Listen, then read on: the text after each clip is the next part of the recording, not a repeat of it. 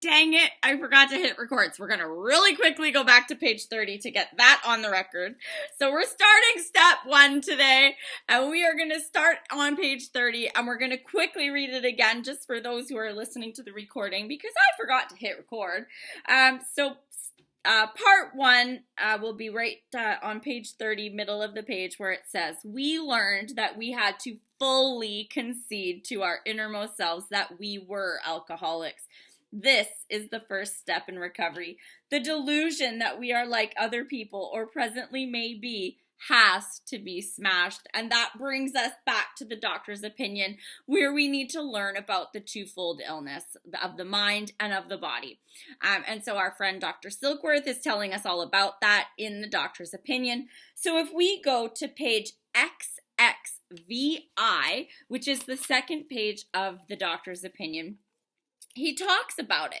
And this is where we get that first introduction to the allergy. And for me, learning about the allergy was my big aha moment. Because I came in and I saw the steps on the wall. And it said, we had to admit that we were alcoholic and our lives were unmanageable.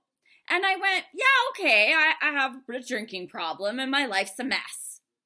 And that's what I thought step 1 was. That I had a drinking problem and my life was a mess. But there's a lot more to step 1, and we need to talk about the allergy and the malady. The allergy of the body, the malady of the mind. And for that, we're on page XXVI. So it says, the physician who at our request gave us this letter has been kind enough to enlarge upon his views in another statement which follows. In this statement, he confirms that we who have suffered alcoholic torture must believe that the body of the alcoholic is quite as abnormal as his mind. It did not just satisfy us to be told that we could not control our drinking just because we were maladjusted to life, that we were in full flight from reality, or were outright mental defectives. These things were true to some extent, in fact, to a considerable extent with some of us, but we are sure that our bodies were sickened as well. In our belief, any picture of the alcoholic which leaves out this physical factor is incomplete. The allergy is not talked about enough in meetings of Alcoholics Anonymous. People talk about the mind. People talk about the spiritual sickness that comes along with being an alcoholic. But those are incomplete if we don't talk about the body. When I was introduced to the allergy by way of Dr. Silkworth, I went, oh my God, I have that. And it made sense, right? I would go out on a Friday night and I would say, I'm just going to have 1 glass of wine tonight. That's it. Or I would go out with the girls to the bar on a Saturday night and I'd say, I'm just going to have 1 vodka cranberry. Just 1 single. And once I had that first drink, something happened and I couldn't stop wanting more. Right? It wasn't that I was trying to escape anything. It wasn't that I was trying to enhance my mood. There was something going on in my body once I had that first drink where I needed more.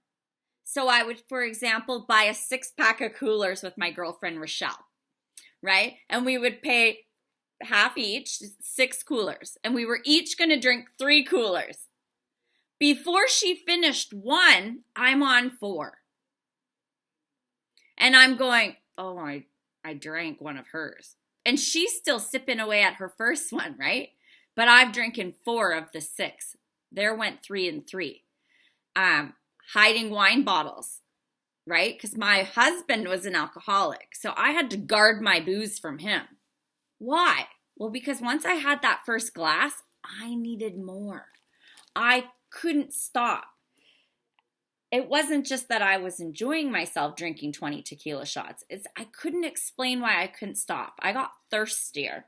Here, go get your new. Does anybody relate to the allergy and want to share on that? Hands up. Virtual hands, please. It's over there. Priv, go ahead. So, yeah. I'm thinking about when I was just a little girl, and by little girl, I mean a teenager, and, similar story to, the way my friends were drinking and the way I was drinking. And I remember being this little girl at a party, and the mom had the boxed wine in her fridge. And the other kids weren't doing what I was doing. I was going into the mom's wine, and I was guzzling, and I was drinking, and the mom found out, and she was, I remember the look that she gave me, and this is before we knew, like, you just know there's something different about you. And she's like, why did you do? And I don't know, come into class. I was a smart kid. The aptitudes and skills, the promise that we have, and going to these college classes at 16 years old. But I had to drink because I was so scared. So I had to drink before going in. And the professor looking at me, he had these big glasses, and he goes, "Priv, if you continue to drink the way that you're drinking, you are going to die. You are going to die." I remember his big glasses, big eyes telling me this, and I'm a 16-year-old girl, and I don't know why I'm doing this. How they confiscate the booze and like teenage events. And me and my friend, I reach under the table and I grab. Oh, we can't hear you anymore.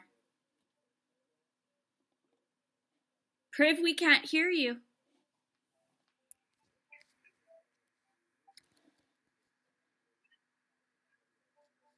Can anyone hear her? No. No. We lost your audio. I'm sure what she's saying is awesome, though. I think it's awesome. Thank you, Priv. We think it's awesome. We lost the last minute and a half. I don't know what happened. But yeah, talking about that, like, right? When I was a teenager, I thought everybody else blacked out too. Who here thought everybody blacked out when they drank? I certainly did, but they didn't. The box wine, I remember when I had enough money, I was fancy enough to be able to afford the box wine, not the $4 bottle of wine. And I was like, I'm going to get a box of wine, and this box of wine is going to last me all week, right? And it would last me the night. Well, that's because of the allergy. I'd start drinking and I'd have to have more and more. I can't talk but listening. Guys, a minute. I hope you can hear me. I'm whispering. Yeah. Listen, I knew that from the time I was 12 as a full alcoholic, but it was not until just this year. I'm 6.5 months sober now, but I never heard of an allergy, and learning that was like the biggest eye opener because I couldn't understand why I had to finish the bottle. I wasn't satisfied until it was gone. And I'm not talking the small ones. I'm talking the kind with the handle. And I always just thought, because, I did everything to the extreme. And why can't I stop? And I always felt like a failure. The drive or the allergy was so strong. I'm just like, God, I suck. This is horrible. But now that I understand that it's not just my mind and that I truly have an allergy is amazing and powerful to know it. Thank you. Thank you so much. Diane? Oh, you got me. This topic definitely grabbed me because, yes, that was me as well. And so I calculated, and I knew I was an alcoholic right away. It was no surprise because more or less, I was 13 when I started drinking. And it just made me feel comfortable. Suddenly, I felt good. I felt okay. And I was embarrassed about it. So I was always a sneaky alcoholic. That was sneaky because I really was not attracted to alcoholics. I just wanted the relief. And, so what I did is my method was just to buy Jack Daniel miniatures, essentially. So I'd plan on, okay, I'll buy 4. I'll have 2. I'll have 2 before I go to bed, 1 at 3 in the morning. There'll be 1 in the car, and I'll get out in the morning so I can, start my day. But it gets worse, and then it gets all around the clock. And if I think that if I could have just seen myself recorded, because, oh my God, I was falling over the place and just being embarrassing. And it was not, I love that. I'll sum it up by saying, the woman takes the drink, and then the drink takes the woman. And I think that's what happened, but I couldn't stop because I was chasing that first feeling of, kept chasing that feeling. You don't get it back. Maybe just for the first 2 drinks, but I couldn't stop, even though I knew it was just going to make me throw up. I just was like, well, I'll get it back. I'll get that feeling back. And it didn't come back. So, yeah, don't totally understand that. Thank you. Thank you so much, Diane. Sue?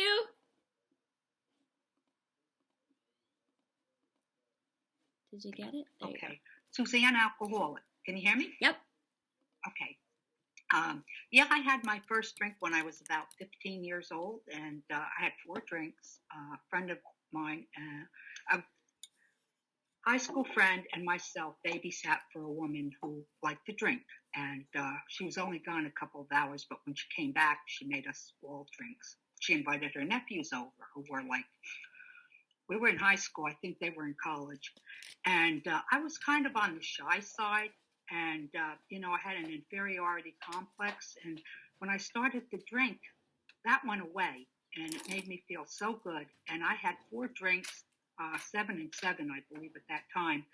And I could have drank more. I didn't want to ask for more, but I really wanted more. And then because of my age, I couldn't get the booze, okay? Nobody would buy it for me. There were a few neighborhood guys who were a little bit older than me, and I told them that I would buy something for them too. No, they didn't want to hear it. They didn't want to deal with my mother. But any affair I went to, I always gulped my drinks. I never sipped a drink. And normal people, that's what they do. They can sip a drink. They can have 2 or 3 all night. But that wasn't me. I wanted more and more and more. And when I came into the program, I just thought I drank too much. I didn't know anything about the allergy or the malady. And I wasn't really ready to say that or conceive to myself that I was an alcoholic, but I kept coming. And I got a sponsor, and we sat down together, and she explained that to me. She said, well, can you have just 1 drink? And I said, no, I can't. She said, have you ever tried? I said, yes, I have. And she said, you have the allergy and also the malady. And if I had an affair to go to, I had to have a few drinks at home before I got there. And one incident that stays in my mind, I think I was about 32 at the time. My husband and I were going to a retirement dinner for a woman who was retiring from the company. And I didn't have any booze in the house. And I didn't have any Valium. And I went, and I was so uncomfortable. I was trying to compose myself so that I wouldn't shake. And I couldn't wait for the bar to open. And as soon as the bar opened, I was the first one at the bar. And I don't know how many drinks I had at the bar. And then it was okay. And then throughout the night, when I kept saying to the waiter, bring me another one, bring me another one. And in the end, when he was cleaning up, I said, bring me another one. And he just gave me a dirty look. And anyway, and of course, I could barely stand up. My husband, of course, helped me out to the car. But and some woman said to him the next day, oh, did your wife have a good time? And at that time, I thought, that bitch probably thinks I'm an alcoholic. And if she thought that way, she was right. But I didn't know it at the time. And after I learned about the malady and also the allergy, then I had to look back at my own drinking history. And I said, I am an alcoholic. The only difference is some people went a little bit further than I did. Some people had the morning drink. Well, I popped the Valium in the morning. And I had the hangovers the next day, and I passed out. And I remember I had 2 blackouts. In fact, I almost burned the house down when I was about 26 years old because I had a blackout. But other than that, I thank God over the years, it's very rare when I have even thought about a drink. And I have to continue to do this work. And this is a lifetime program. This saved my life. Because had I not come in when I did, I don't think I would be here today. And for that, I'm truly grateful. Thank you. Thank you so much. All right, we're going to switch the page and we're going to page XXVII. So we're continuing to talk about the allergy. We are fast tracking through this, ladies, with your hands up. I will get to you. We just have to limit the shares to 2 to 3 per topic and keep our shares to 2 minutes or less so that we can get through step 1 today. So we go to XXVII. And we're at the second paragraph, and it says, we believe, and so suggested a few years ago, that the action of alcohol on these chronic alcoholics is the manifestation of an allergy, that the phenomenon of craving is limited to this class and never occurs in the average temperate drinker. These allergic types can never safely use alcohol in any form at all. And once having formed the habit and found they cannot break it, once having lost their self-confidence, their reliance upon things human, their problems pile up on them and become astonishingly difficult to solve. Huge paragraph. For those who are allergic, the only answer is complete abstinence. So we need to remember that. We're conceding to our innermost selves that we're alcoholic. We're going to talk about conceding rather than accepting and surrendering in a bit. But we also need to realize that this is for life. The allergy doesn't go away. We have a disease. So anytime I ingest alcohol in any form, I have the potential of triggering that allergy. That includes cough syrup. That includes tiramisu. That includes kombucha. That also includes any form. Me, I like my painkillers. Some people mouthwash. Pandemic, we're lathering our hands with hand sanitizer, which is alcohol. Your skin is porous. We absorb that. I wash my hands more than I use hand sanitizer. I have the allergy. I know it could be triggered if I have something that has alcohol in it. Because you don't know what exposure is going to do it.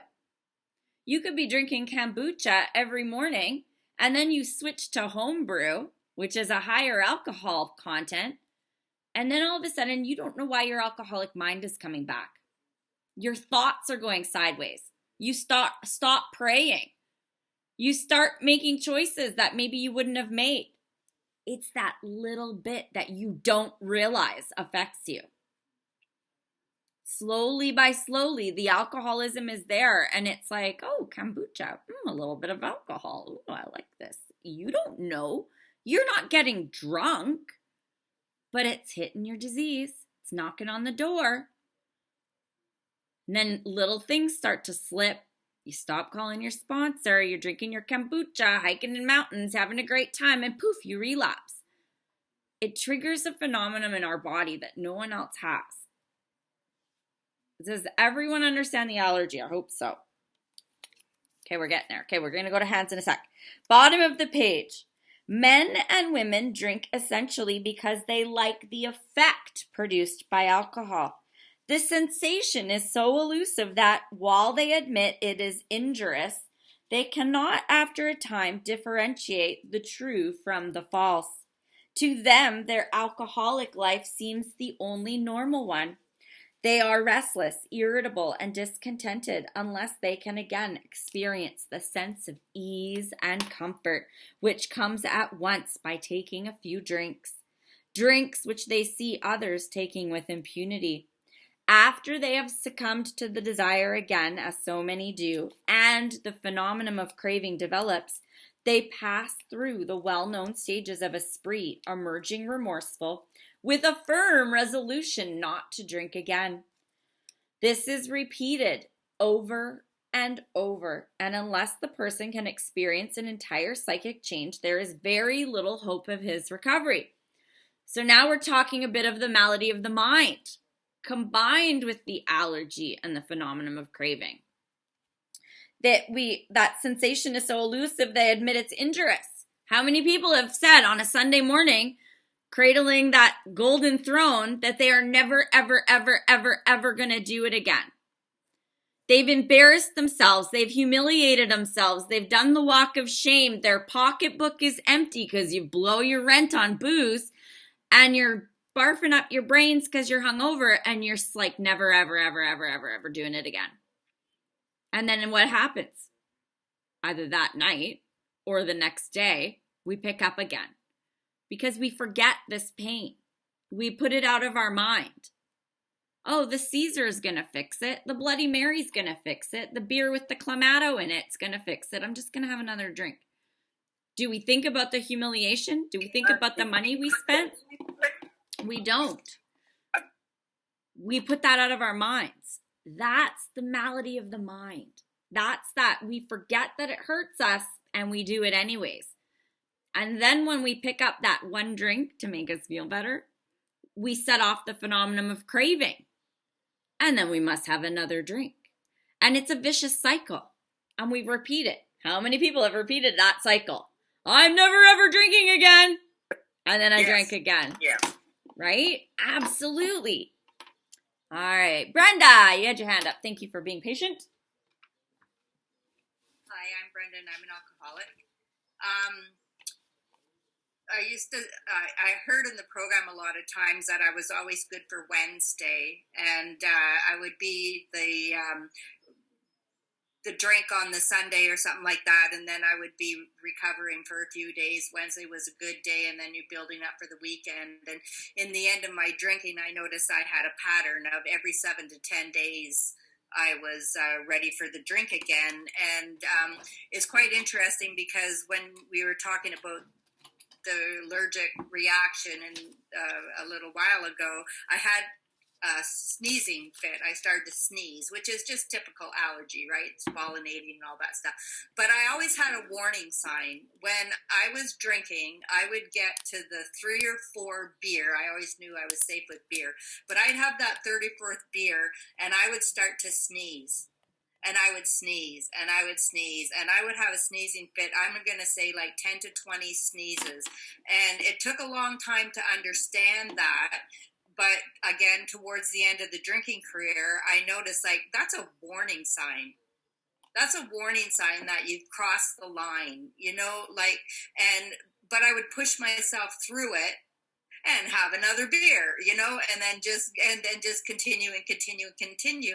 And when I quit drinking, I noticed that my dad did the exact same thing. He drank, but he did the same thing. He'd have 3 or 4 beer or rum and coke or whatever his choice was.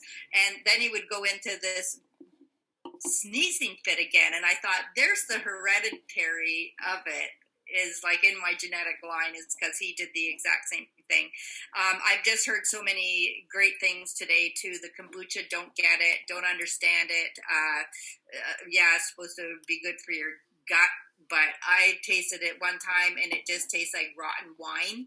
And I was grateful that I didn't have a taste for it. So yeah, there's lots of ways that it can grab you back. And thank you for all those heads up, Kimberly.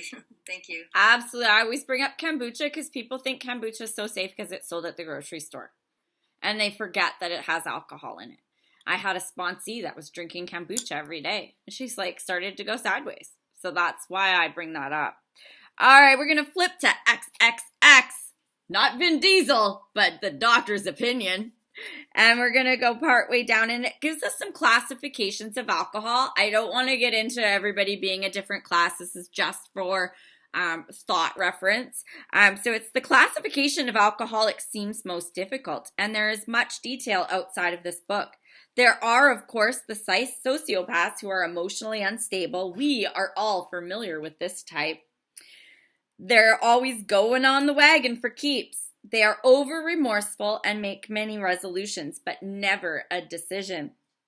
There's the type of man who is unwilling to admit that he cannot take a drink. He plans various ways of drinking. He changes his brand or his environment. There is the type who always believes that after being entirely free for a period of time, he can take a drink without danger. There's the manic depressive type who is perhaps the least understood by his friends and about whom a whole chapter could be written. Then there are the types entirely normal in every respect except in the effect alcohol has upon them. They are often able, intelligent, and friendly people. Now, I've got my ex-boyfriend Ralph as the first one and me as the last one, and I think we can all pull ourselves out of one of those descriptions. But the one thing that these and many others have in common is they cannot start drinking without developing the phenomenon of craving. This phenomenon, as we've suggested, may be the manifestation of the allergy, which differentiates these people and sets them apart. It has never been, by any treatment with which we are familiar, permanently eradicated. The only relief we have is entire abstinence. I've got this page marked because some people say, where in the big book does it say entire abstinence? Well, it says it on page XXX. And this was written 85 years ago. And with all of the scientific advancements, they still have not found a way to eradicate the allergy. Yes, there are things called anti-craving medications. Those are great if you're detoxing until you get this solution. They are not meant to be a lifelong medication, right? Like some people, they think I could take my anti-craving and I don't drink, but they don't do anything with their mind, right? Twofold illness. If you take your anti-craving medicine, you're getting rid of one symptom. There's still the malady of the mind. You still have spiritual sickness. You're going to be insane. Because all you're doing is taking away your solution. You're going to be nuts if all you rely on is anti-craving. So that doesn't eradicate our problem. It's a temporary fix to help you apply a solution. I am all for those type of detox medications. Suboxone for heroin addicts, great. Anti-craving pills for alcoholics, great. As long as you realize it's a temporary Band-Aid to help you apply a real solution for permanent. It's not a cure, right? Then we're going to skip to the next page, and we're going to midway down that first paragraph, and it's talking about this guy, and he's got the complete mental deterioration. He's hopeless. So what does he do? He frankly admitted and believed that for him there was no hope. And he accepted the plan outlined in this book. And we've talked about conceding to our innermost selves previously. And I've talked about the difference between acceptance, surrender, and conceding. And for those that missed it, we think of world wars, right? The World War I and World War II. Well, in World War I, the Germans surrendered. They gave up. Right? So if I'm in AA and I'm just surrendering, I got a drinking problem, I surrender, I give up. What happens? Our mind takes over and we regroup. And just like in the world wars, the Germans came back for World War II. Because what they did was they surrendered. So they went back, they regrouped, they got a new plan. Does this sound like familiar to anybody? Anybody get a new plan and regroup and go, okay, it's going to be different this time. And then just like the alcoholic, the Germans, they're like, we're going to do it again. We're going to fight another world war. We got a better plan this time. And then, all the allies got together and then the Germans, they conceded defeat. And there was not a World War III. It was over. They were defeated. We need to be defeated before we can overcome this disease. Because the malady of our mind, which we're going to start to talk about now, it tries to regroup. It tries to come up with a new plan. It says, well, this time, I'm going to drink water in between each drink. It's going to be different. Right?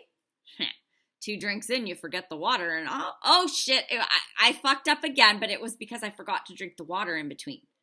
Or my personal favorite, I was drinking on an empty stomach. Damn it, I forgot to eat. It wasn't the alcohol. It was my empty stomach that was the problem. Right? And then you get people who go abstinent for a period of time, And they're like, okay, well, it's different now. My husband's not beating me anymore. I'm going to be okay. Or I don't have any stress. I have a better job now. My bills are all paid. I don't have problems. Maybe I can drink different this time. This is the malady of the mind. This is where when we surrender or just accept that we're alcoholic, yeah, I have a drinking problem. If we don't concede defeat, that there's no hope, that we can't drink safely, our mind is going to regroup. Our mind is going to come up with a new plan. This is why in step 1, it's very important to concede to your innermost self that you're an alcoholic. Yep, I have that allergy. Yep, when I drink, I can't control how much I drink. Yep, that's right. And yep, my mind plays those tricks. I've done that. I've said I'm never, ever, ever going to drink again, and I've drank. I've come up with different ways of drinking that's going to be safer this time. I've had excuses for why I drank that way. Yes, I have that. Okay, I am an alcoholic. I can't drink safely. We need to concede that defeat. This is step 1. Ruth, go ahead. That was quick. Thank you, Ruth from Texas. Hi. Thank you. Possibly I'm the, as far as days go, I'm just under 4 months. So you've got me on this whole allergy thing, and I'm a big fan of kombucha. I'm a health coach, and we actually push it. So now I've got to rethink it. You've really got me on the whole allergy thing. And let me tell you where I'm coming from, and I would like a little clarification. I'm from Texas. Everybody wants to grill their steaks on mesquite tree, on mesquite wood. I'm allergic to mesquite. And I tell them, are you using mesquite wood? If you are, I can't do that because I'm very allergic to it. I'm allergic to sulfate. Well, it's certainly not sulfate. So something that they put in certain medicines. Right offhand, I can't think about it. Well, let me just leave it at that. I'm allergic to mesquite wood, and I had to have a tree cut down in my backyard. I stay away from it. So everything you say about, my friend's on her first and I took the fourth, I totally relate because prodigious. You got to talk about the language. I'm prodigious when I got started. So if that's the case, and it is an allergy, my Tourette brain wants to say, well, if it's an allergy and I'm allergic to it and I know that, why don't I stay away from it? Yes. Did you? Yeah, maybe yeah, you can have. I get it. Absolutely, I get it. Okay. So here's the thing. So I'm allergic to seafood, right? So when I eat seafood, my mouth gets itchy. My airway starts to close. I break out in hives. That's the reaction I have. So for me, in my brain, I'm like, I know I can't have seafood, so I don't eat seafood. When we go out for dinner, my boyfriend eats seafood. He makes sure he drinks water and gargles before he kisses me. When my kids cook shrimp, they make sure they wipe down the kitchen with Clorox before I go in the kitchen, because I know that. The thing with alcoholism is it's not a one-part illness, right? My seafood allergy is a one-part illness. My alcoholism is a two-part illness, mental and body. So while my body has the reaction, I don't break out in hives. My airway doesn't close. But what happens is I have craving. I want more. That's the symptom of my allergy to alcohol. I can't control how much I ingest once I start drinking. So, but the twofold is my brain tells me it's not a problem. It's going to be different if. So if I'm allergic to seafood, I only have a one-part disease. It's only bodily. I just have a physical reaction. I'm fine. No part of my allergy to seafood is me trying to convince myself I'm not allergic to seafood. I know that. I know I almost die and I shit my pants when I eat seafood. So I'm like, good, I'm good. I've never once tried to convince myself it would be a good idea to eat fish, right? But with alcoholism, it's a mind and body. So my mind goes, yeah, but look at Betty Sue down the street. She's okay. Maybe if I just do what she's doing, it's going to be okay. Maybe if I drink water in between each drink, I'm not going to have the reaction. Maybe if I stay away from tequila and only drink vodka cranberry, it's going to be okay. So my body and my mind work together to fuck me over. Does that help you a little bit? Yes, gotcha. And alternatives to kombucha, there's tons of them. I have probiotic drinks that I get and prebiotics that I use that are absolutely not fermented. So there are lots of options. You can check those out too. I come from the health sphere as well. And I will tell my strawberry story, but that's a step 4, Wendy. All right. So now we're going on to chapter 3. We're going to just touch on some stuff here in chapter 3, page 31, bottom of the page. This is real important. So we're going, we do not like to pronounce any individual as an alcoholic, but you can quickly diagnose yourself. Step over to the nearest bar room and try some controlled drinking. Try to drink and stop abruptly. I like to say, try to have 2 shots of tequila and then not want more. Try to have 1 shot of tequila and stop drinking altogether. I'm just going to have 1 shot of tequila and then I'm going to sit on my couch. You're going to go batshit fucking crazy because you're going to want a glass of wine and you're going to be itching. I can feel it now. I'm like, ah, right? You can easily tell if you do. There's actually step groups. I know these guys and they'll put a bottle on the thing and they'll say, take a shot of whiskey and just sit here the rest of the hour. Oh, my skin is crawling just thinking about that, right? Controlled drinking. If you're concerned that you're not, try to have 1 drink and stop. If you're itching and you're going, you're an alcoholic, right? That's the allergy. It hits you. It says, try it more than once. You will quickly learn that if you're honest with yourself, that you are an alcoholic. All right, so then we're going to flip to page 33. And it says, this case contains a powerful lesson. Most of us have believed that if we remain sober for a long stretch, we could thereafter drink normally. But here is a man who at 55 years found he was just where he had left off at 30. We have seen the truth demonstrated again and again. Once an alcoholic, always an alcoholic.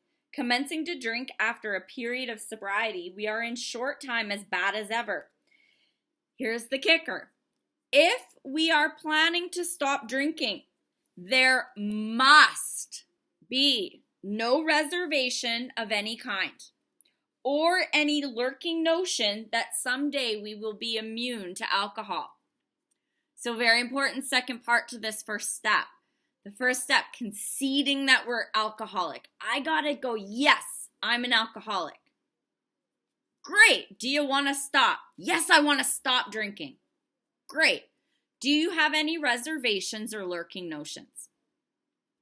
Oh, well, my daughter's getting married in July. Maybe I just want to have a drink in July at her wedding. Cool. Talk to you in August. Let me know how that works out for you. I'm not going to waste my time on you, right? Or the biggest one for a lot of us ladies are, well, maybe if my circumstances change, right? So here I am. I'm now 5 years sober in 1 month. What is it? 48 days from today or something. I can't think that, I'm no longer in a bad marriage. I'm no longer fighting over custody of my kids. I'm no longer in a legal battle over my kids. I have a great job now. I have success in my life. I don't have bills piled up. I don't have stress. I'm in a really great place. I'm very self-confident. My mind might convince me that I can probably safely take a drink now, right? Because I used to drink because I was stressed out. I used to drink because I had problems. I used to drink because I was in debt. I used to drink because I was lonely. I used to drink because I had no self-esteem. So now I have all these things. Maybe I could drink safely. Nope, I have that allergy. I can't. But my mind might try to tell me. So the reservations and those lurking notions that it might be different are what are going to hang you up. If you have any reservations, you need to explore them before moving forward. I had a girl and she said, well, I think I'm going to try that psychedelic drug that gives you that spiritual experience. I'm like, go try it. Let me know how it worked out. She's back in AA, right? There's the other one. Well, I'm going to that Tony Robbins thing. I paid $5,000. I'm going to walk on fire. Call me when it doesn't work, right? You have to go try those things before this is going to work, because otherwise it's going to grow in your mind. You're going to convince yourself that, well, I'm not really an alcoholic. I should have done that Tony Robbins thing. Go do it. Come back when it doesn't work. And if it works, wonderful. But if you have those reservations or lurking notions of any kind, they're going to grow like a seed. Anybody know raspberry vines? Those things fucking grow everywhere. That's what a lurking notion and a reservation are like.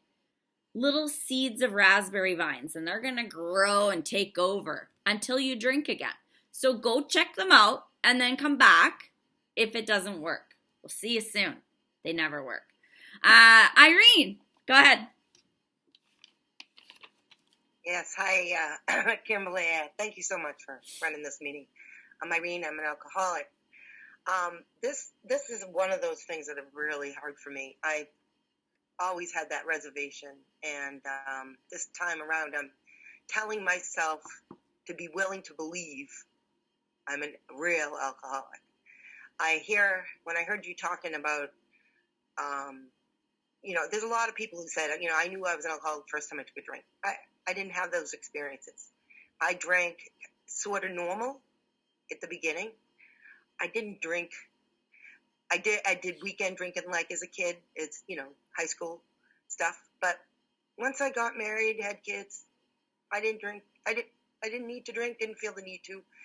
And in fact, I married an alcoholic, didn't know he was an alcoholic. He drank 9 beers every night, and I thought it was only a weekend thing we were doing, and what's going on here, Why are you drinking every night? So I didn't have that same experience. And it's easy to disassociate, instead of associate what's, people tell you in this meeting, find out what you can identify, not find excuses. So that's always been a struggle for me. So so I tended to drink in excess when I was in a lot of sorrow, a lot of sadness, a lot of pain, anxiety, but it wasn't something that I had to have. It didn't consume me like that. So I said, well, my brain didn't have that alcoholic tendency, at least at some point. When my life hit, should hit the fan of my life in such a powerful way, and large, huge trauma came on in my 40s. I went out of control with depression, anxiety, and panic attacks, and the only thing I could do was drink to keep me to survive. And the thing that happened was I continued to drink even when those things went away. Like you're talking about, okay, that's not there anymore. The marriage is over now. Yep, everything's kind of simmered down. Life's normal. Why am I still drinking like this? And I'm still drinking like that. And I decided I didn't want to stop. And I asked myself, why don't you want to stop? So I went away to get help to want to stop. And that didn't help. 4 more years, I realized I do want to stop. Now I don't know how to stop. So at some point I crossed that line. So that now I am. I can go to a restaurant, have a couple glasses of wine, come home and not drink. But you know what that does? That sets me up for the next day in my brain to say, see, you can do it. You can have a couple and handle it. Now I give myself the permission to drink the next day if I want. And then there I go. And then I start drinking without my permission. So that's how it worked for me.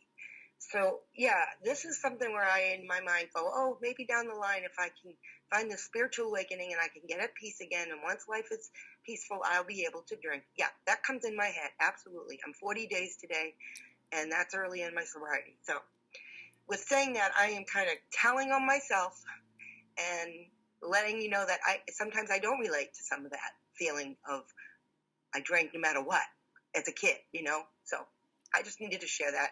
Thank you so much. Yeah, that whole, it's going to be different. It's going to be different. It's going to be different. If that's part of your story, welcome to Alcoholics Anonymous. We're glad you're here. Because that's what we do. We try to convince ourselves it's going to be different. Wendy. Hi, Wendy, grateful alcoholic. Yeah, I have a sponsee, and she keeps wanting to try different things, like going to that SMART recovery. I get really judgmental when I hear other stuff other than this, but you know what? You got to try everything else to get here. I guess for her, I believe for her, she's trying to get out of finding the solution. I got her through step 6. She assumes that she has done a set of steps, and this is where I would like anyone's advice on what to say to her. I kind of said it, but in a nasty way. I need to be more, talk with more grace, per se. But recently now, she's like, well, I've done a set of steps, and it doesn't work for me. So I need to find something that's going to work for me. Okay, Wendy, I hate to cut you off. I hate to cut you off, love, but we're talking step 1 today, right? Not sponsees that don't do step 6, right? So we can do that after the meeting, after we can chat about it. But yeah, if someone is in here and they think, oh, I'm going to go try Smart Recovery, or, oh, I think if I do this or that, let them. We have no monopoly on recovery. And we don't get judgmental about it. It's like, great, let me know how that works out for you. If you're still struggling with alcohol, I know a solution and I'm happy to share it with you, right? And that's the loving and kind way to do it. All right, Charmaine, real quick, and then we're going to assign some homework and move along. Yes, I just wanted to share it. Hi, I'm Charmaine, an alcoholic. And I wanted to share that, when I first heard about alcoholism, I didn't even drink when I first heard about Alcoholics Anonymous. But I heard about the program in Alcoholics Anonymous, and I wanted it so much. I told a friend, I'm going to go out and drink so I can become an alcoholic because I want to go to Alcoholics Anonymous. And when I first thought I was an alcoholic, I'm like, okay, now I drink enough. Now I can go. So I went and I stayed in the rooms, and then I heard, if you think you can control your drinking, go out and try to control your drinking. So I did. Oh, I had this fantastic idea that if I just didn't drink on the weekend where we went hiking and hunting and everything, I would be okay. And I climbed this high mountain, and I slid down, and I had this rock slide down with me, and my fingers were just bloody, and the nails were coming off, and they're like, do you want something? No, I can't have anything because I have to prove I'm not an alcoholic. It was so funny. Oh, my goodness. And so it's just the things that we try before we admit to ourselves, to our innermost selves, that we are an alcoholic and we have a twofold, illness. We're sick, now, and we can't safely drink alcohol because the acetone no longer breaks down in our body. It sets off the phenomenon of craving.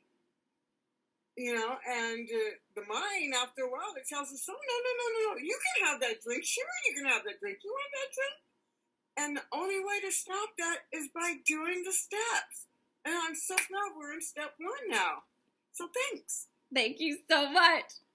Yeah, I will say one thing. If you're trying to prove you're not an alcoholic, or if you're trying to convince yourself or other people you're not an alcoholic, you're probably an alcoholic. Normal people don't need to try to prove that. Just saying. Okay, so some homework. So if we go to page 35, there's the story for Jim.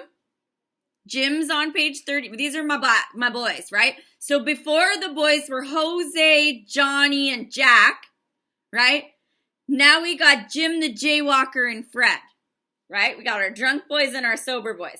So we've got Jim on page 35. We've got Jaywalker on the bottom of 37.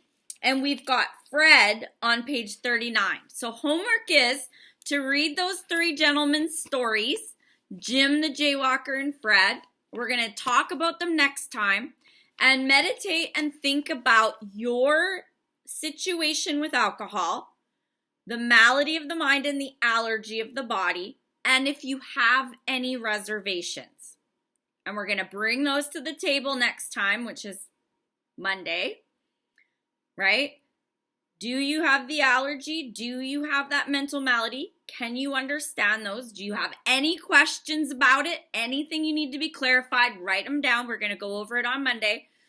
And then, do you have any reservations or lurking notions or ideas? If I just took that self-advice or self-discovery class, maybe it would be different. If my husband just treated me better, would it be different? See if you have any reservations or lurking notions. Write all down. Questions, needs for clarification, anything. Write them down and bring them to Monday. And we're going to finish up step 1 and move on to step 2. Any questions? What pages did you just say again? 35 is Jim. Bottom of 37 is Jaywalker. And my buddy Fred is on 39. Might as well read them all, eh? Fred's my man. Me and Fred, we're like this. So we're just going to we're not going to read the stories next time. I'm just going to pull out the highlights. Then we're going to go over any questions or clarifications for the malady of the mind, the allergy of the body. Can you concede to your innermost self that you're an alcoholic? You got a weekend. And what are your reservations? Look for them. Really meditate and think, like, do I have any lurking notions? Because they're going to grow like a giant weed, right? Oh, well, if I just had more money, maybe I would be happier. If I just lost weight, maybe I wouldn't be depressed, right? Because I'll tell you what happens from personal experience. Your reason for drinking just changes, right? I was young, I was lonely, I was a single mom. So I got married. Married's going to change it. I'm going to be happy. Oh, now I'm being abused. Now I'm not happy. Now I'm overweight from having more babies, right? Oh, if I leave him, I'm going to be happy. Now I'm working too much. Now I'm a single mom. Now I don't have my kids every week. My reason for drinking just keeps changing, right? What do they say? Everywhere I go, there I am. So if I leave my abusive husband, I'm going to be happy and I'm not going to be needing to drink. If I lose 60 pounds, I'm going to be happy. I'm not going to need to drink. If I just did this and that and this and that, if you've got thises and that's, write them down and bring them to Monday. All right, ladies, let's close with the Serenity Prayer. Wendy, if you want to chat about your sponsee, we could do it after. Let you unmute now.